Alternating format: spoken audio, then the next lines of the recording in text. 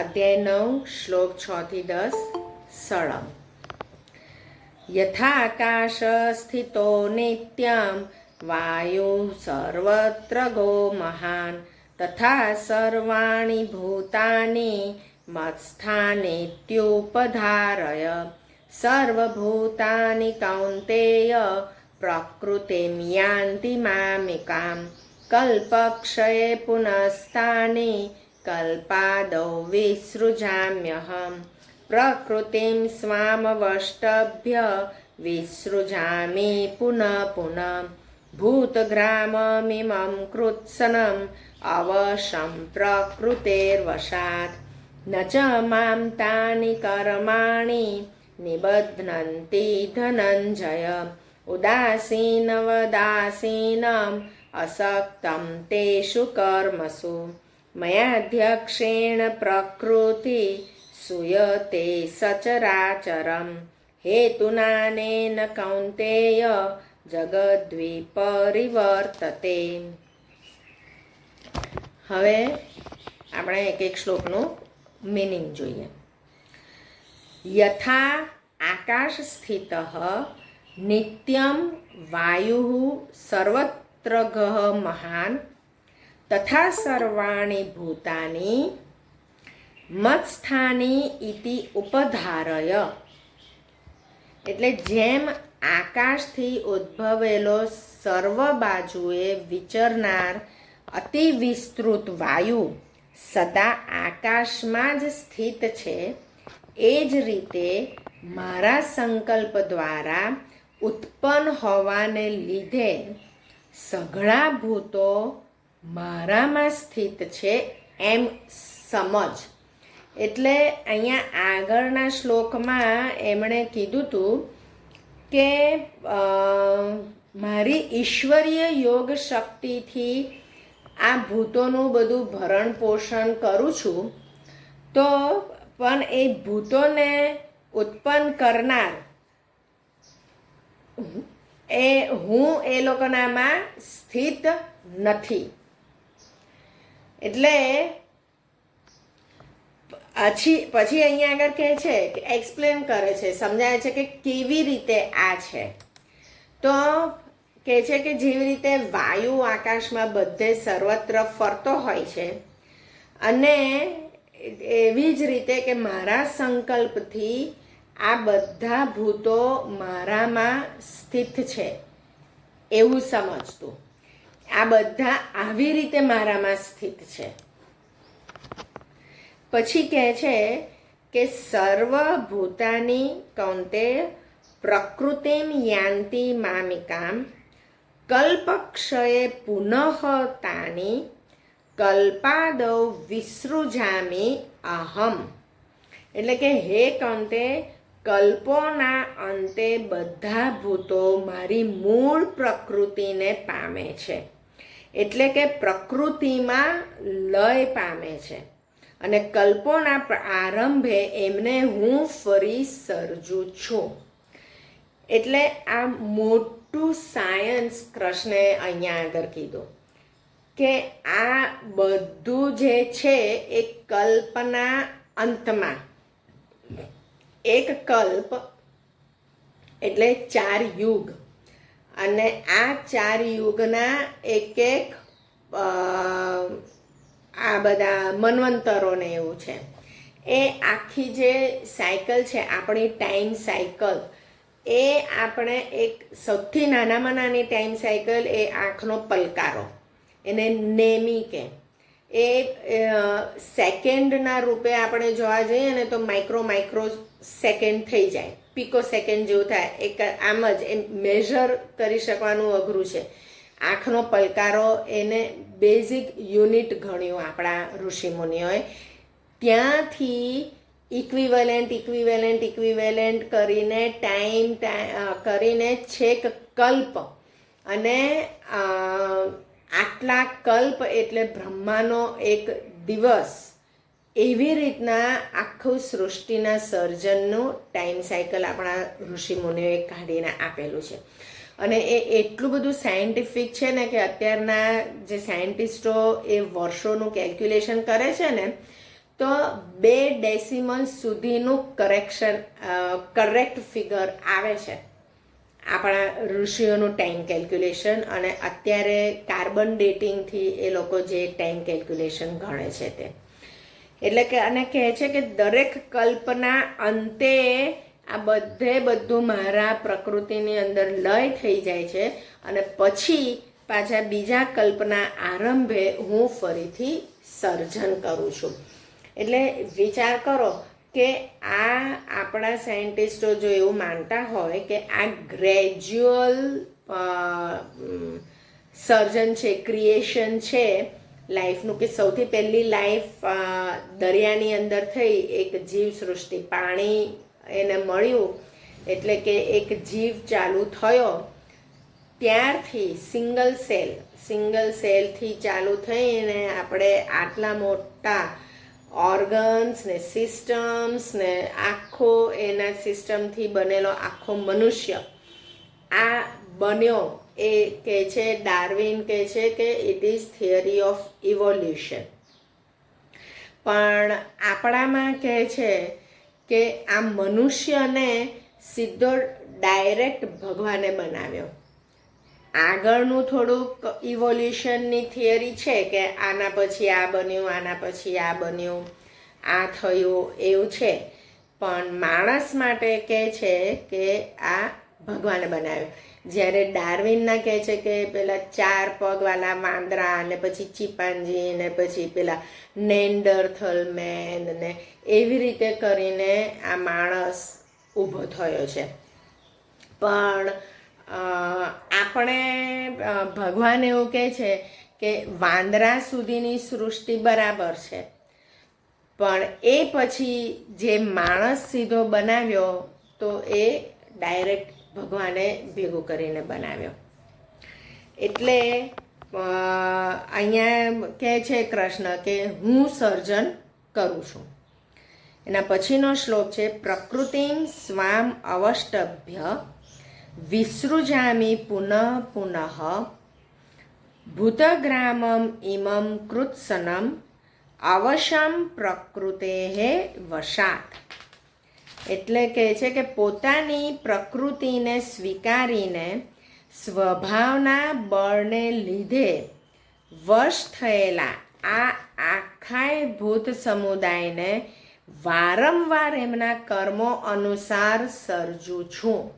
એમના કર્મો અનુસાર, જો અહીંયા આગળ બી કર્મનો સિદ્ધાંત તો છે જ, એટલે આખું આ જગત કર્મના સિદ્ધાંત ઉપર ચાલે છે કે એમના કર્મોના અનુસાર હું સર્જું છું. કે પોતાની પ્રકૃતિને સ્વીકારીને સ્વભાવના બળને લીધે, કે આનો સ્વભાવ કેવો છે, પોતાની પ્રકૃતિ સ્વીકારી કે ચલો મારી પ્રકૃતિ આવી રીતે કે શીખવાડવાની છે કે ટીચર રીતે બનવાની છે. પછી મારો સ્વભાવનો બળ, હવે આવું ટીચર રીતે શીખવાડવાનું કોઈની પ્રકૃતિ હોય પણ પછી એનો સ્વભાવ બી ટીચર રીતનો છે. એટલે પ્રકૃતિ અને સ્વભાવ બેવને બેલેન્સ કરીને એના કર્મો અનુસાર પછી હું એને સર્જું છું એવું કહે છે.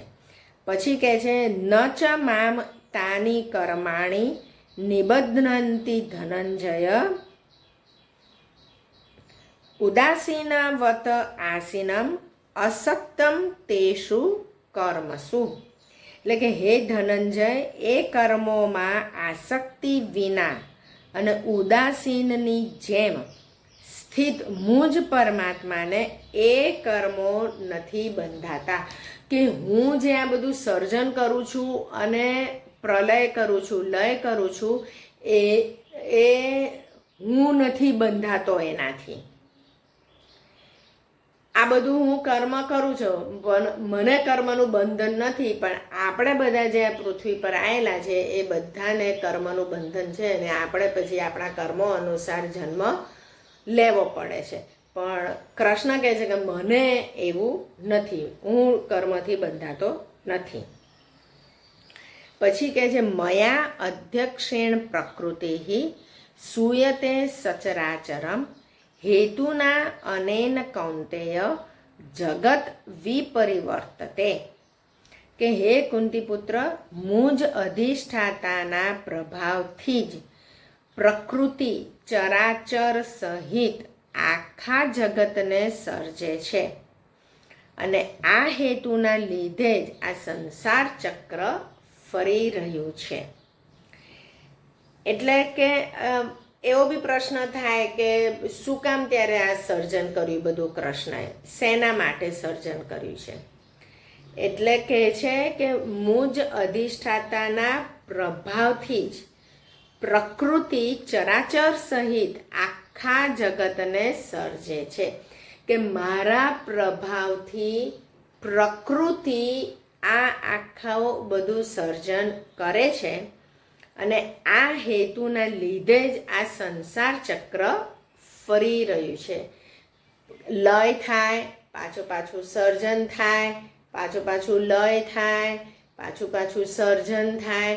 એટલે જે આપણે કહીએ છીએ ને કે પૃથ્વીનો પ્રલય થયો હતો અને પ્રલયની અંદર ખાલી 7 ઋષિઓ, એક હોડીની અંદર ખાલી 7 ઋષિઓ બચ્યા હતા અને એ 7 ઋષિઓ એટલે આ સપ્તર્ષિ આપણે જે કહીએ છીએ તે, અને એ 7 ઋષિઓથી પછી આપણે આખી આ બધી વસ્તી, આખું આ મનુષ્ય કુળ બધું આખું પાછું ઉત્પન્ન થયું. એટલે આપણા કેટલાય જન્મોની પહેલાંથી એ આપણી આગળના કેટલાય જન્મો આપણા થયા હશે, પણ આપણાની અંદર એટલે જ્યારે કોઈક આપણને પૂજા વિધિ કરતા હોય ને ત્યારે આપણને છે ને પૂછે તમારું ગોત્ર જ કયું, તો ગોત્ર જ એટલે આ 7 ઋષિઓની અંદરથી કોઈ એક આપણા પૂર્વજ કહેવાય. તો આપણે બધા કશ્યપ ગોત્ર આપણું કહેવાય. એટલે કે આપણે આ બધા કશ્યપ ઋષિથી થયેલા છીએ. બીજા બધા પુલસ્ત્ય, આ જે 7 ઋષિ જે કહેવાય છે ને એ આ કશ્યપ, પુલસ્ત્ય, પછી અંગીરા, અને મને એક્ઝેક્ટલી યાદ નથી આ 7 સપ્ત ઋષિના નામો, પણ આ 7 ઋષિઓ છે અને એમના આપણે બધા વંશજ. એટલે કે છે, અને એ 7 ઋષિઓ બી કેવી રીતે રહ્યા છે, એ આમના પ્રકૃતિથી, અને એ પ્રકૃતિના અધિષ્ઠાતા તો કૃષ્ણ જ છે. એટલે કૃષ્ણએ આ શું કહેવાય એક મિનિસ્ટર એપોઇન્ટ કર્યા પ્રકૃતિ નામના, અને એ પ્રકૃતિ આખું આ બધું સર્જન કરે. બરાબર. હવે આ જે રીતે આની અંદર કહે છે, તો આ પ્રકૃતિ અને તત્વ એટલે આ બે ભેગા થઈને આ સૃષ્ટિનું સર્જન કર્યું છે. તત્વ એટલે સત્વ, રજસ અને તમસ, આ 3 તત્વથી ભેગું થઈને પ્રકૃતિ સર્જન કરી, કે કફ, વાયુ અને પિત્ત, એ 3 પ્રકૃતિ. એટલે આ ગુણ અને પંચમહાભૂત એ ભેગું થઈને આ પ્રકૃતિ સર્જન થઈ. અને એ આ એટલે કોઈ પણ લિવિંગ બિંગમાં આ 3 ગુણો અને આ 3 પ્રકૃતિ હોય ને હોય જ. આ 3ના મિશ્રણથી જ આખું સર્જન થયું છે. એટલે આમ જો સાયન્સના બેઝ ઉપર આપણે જોવા જઈએ તો એક સેલ કહીએ આપણે, એક કોષ.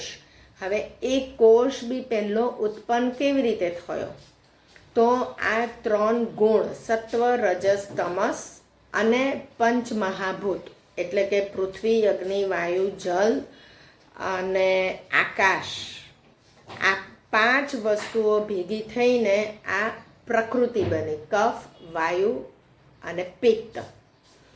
અને એનાથી આખો આ સેલ એક કોષ બન્યો. અને એ કોષનો પછી વિભાજન થઈને એમાંથી બીજા કોષ ને એમ કરીને થયું, પણ પહેલું લિવિંગ સેલ એ આવી રીતે બન્યું એવું કહે છે.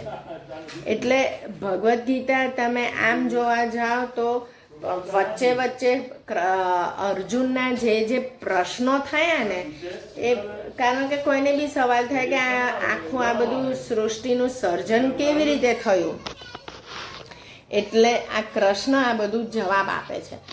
કારણ કે કોઈની પાસેથી આ જવાબને તો મળે નહીં. અને પછી કૃષ્ણ અર્જુનને થાય છે તો તમે કોણ છો, મને તમારા વિશે કહો. એટલે આજે 8મો અધ્યાય 9મો અધ્યાય એ બધું કૃષ્ણ એમના વિશે કહે છે કે હું કોણ છું, હું શું શું કરું છું, આ બધું હું કરું છું તો પણ હું કર્મથી બંધાતો નથી. એટલે આવું કહેનાર આ એક જ વ્યક્તિ છે.